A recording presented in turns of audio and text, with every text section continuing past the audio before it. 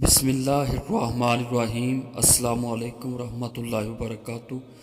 ناظرین گرامی، آج کی ویڈیو میں ہم جانیں گے کہ قلعہ ایناگول، بلجک، حصار اور ازنیک وغیرہ کیسے فتح ہوئے اور آیا نکولا کو کس نے قتل کیا، اور اس کے علاوہ ایناگول شہر کی تاریخ کا پس منظر کیا ہے۔ ناظرین گرامی، اگر دیکھا جائے تو ایناگول شہر کی تاریخ تقریباً 5 سے 6 ہزار سال قبل بتائی جاتی ہے۔ اس جگہ پر کئی ایک سلطنتیں قائم ہوئی۔ سب سے پہلے یہاں ایٹلر کے لوگوں نے حکومت قائم کی، اس کے بعد لیڈیا نامی کے لوگوں نے حکومت قائم کی، اس کے بعد ایرانیوں اور رومیوں کا دور آیا، پھر اس جگہ پر رومن امپائر نے حکومت کی۔ لیکن تاریخی حساب سے جب سلطنت روم کے 2 ٹکڑے ہوئے تو یہ شہر بازنطینیوں کے حصے میں آیا۔ تو ناظرین کرام، اب آیا نکولا کون تھا، اس کے بارے میں 2 مختلف آراء پائی جاتی ہیں۔ کچھ مورخین لکھتے ہیں کہ آیا نکولا ایک عیسائی بزرگ کا نام تھا، اور ترکی میں اس کے نام کے کئی چرچ بنائے گئے، اور عیسائی کتابوں میں اس کے کئی معجزات کا بھی بیان کیا گیا ہے۔ لیکن یہاں ایک قابل غور بات یہ ہے، ایک عیسائی مصنف جارج پیکریمرس نے اپنی کتاب میں لکھا ہے کہ آیا نکولا ایناگول قلعے کا تکفور یعنی گورنر تھا۔ بعض کے نزدیک ترکی میں جس کے نام کے چرچ بنائے گئے وہ بشپ نکولا کہلاتا ہے، اور اسے فادر آف کرسمس بھی کہا جاتا تھا۔ تو ناظرین کرام، اور جو چرچ ایناگول شہر میں واقع تھا وہ اسی آیا نکولا گورنر کے نام سے منسوب تھا، جسے آج ہم کورلش عثمان میں دیکھ رہے ہیں۔ 1280 عیسوی میں جب کئی قبیلہ دومانیج کے مقام پر رہتا تھا، سردیوں میں ارطغرل غازی کی سربراہی میں سگوت میں گزارتا اور گرمیوں میں دومانیج کے مقام پر وقت گزارتا تھا۔ 1281 عیسوی میں جب عثمان غازی کئی قبیلہ کے سردار بنے تو اس وقت بلجک قلعہ کے گورنر سے عثمان کے اچھے تعلقات تھے۔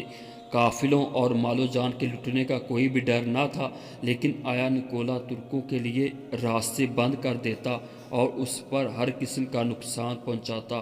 دوسرے قلعہ کے گورنروں کو عثمان کے خلاف ابھارتا تھا اور ان کے ساتھ کئی دفعہ سقوط اور دومانیج پر قبضہ کرنے کی کوشش کی، لیکن ناکام رہا۔ آیا نکولا ہر وقت سازشیں کرتا رہتا تھا، جس کی وجہ سے 1284 عیسوی میں اربیل کے مقام پر جنگ ہوئی، اور اس جنگ میں عثمان غازی کے بھتیجے بائے ہوجا کی شہادت ہوئی۔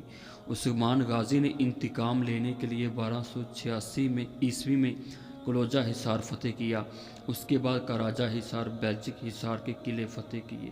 تو ناظرین کرام، جب کراچہ حصار فتح ہوا تو اس کے بعد آیا نکولا نے عثمان کو قتل کرنے کا منصوبہ بنایا۔ اس منصوبہ میں ہرمن کایا کے گورنر کوسس میخائیل بھی شامل تھے، لیکن کوسس میخائیل جو کہ مسلمان ہو چکے تھے، نکولا کو اس بات کا علم نہیں تھا کہ کوسس مسلمان ہو چکا ہے۔ بہرحال کوسس میخائیل نے عثمان کو خط لکھا، نکولا آپ کو قتل کرنے کا ارادہ رکھتا ہے، لہٰذا آپ احتیاط کریں۔ اسی منصوبے کے مطابق بلجک قلعہ اور یار حصار کے گورنروں کی بیٹیوں کی شادی ہو رہی تھی۔ عثمان کو بھی اس شادی میں مدعو کیا گیا۔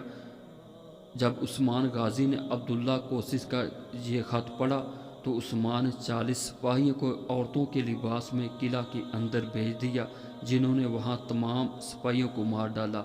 یہاں قلعہ کے گورنر کی بیٹی، جس کا نام ہولا فیرا تھا، وہ قید میں آ گئی۔ بعد میں عثمان نے اس کا نام نیلوفر خاتون رکھ دیا۔ بعد ازاں اس کی شادی کر دی، جس سے سلطان مراد اول پیدا ہوئے۔ تو بہرحال نکولا نے جب یہ منظر دیکھا تو ایناگول قلعہ کی طرف بھاگ گیا۔ اس کے بعد عثمان غازی نے ایک لشکر تشکیل دیا، جس کی سربراہی ارطغرل غازی کے دوست ترگت الپ کر رہے تھے۔ ایناگول قلعہ ترگت کی قیادت میں فتح ہوا اور آیا نکولا کو وہاں سے گرفتار کر لیا گیا۔ بعد ازاں اسے قتل کر دیا گیا۔ یوں ہی ترکت سردار نے اس قلعے کے گورنر کی حیثیت سے 36 سال وہاں گزارے۔ تو ناظرین کرام، کچھ مورخین لکھتے ہیں کہ ایناگول کی شکست کے دوران آیا نکولا وہاں سے بھی بھاگ نکلا، اور اس کے بعد اس کا پتہ نہ چلا کہ وہ کہاں گیا اور اس کی موت کیسے ہوئی۔ تو ناظرین، یہ تھی ہماری آج کی ویڈیو، لائک اور شیئر ضرور کیجیے۔ اللہ تعالیٰ آپ کو جزائے خیر عطا فرمائے، آمین ثم آمین۔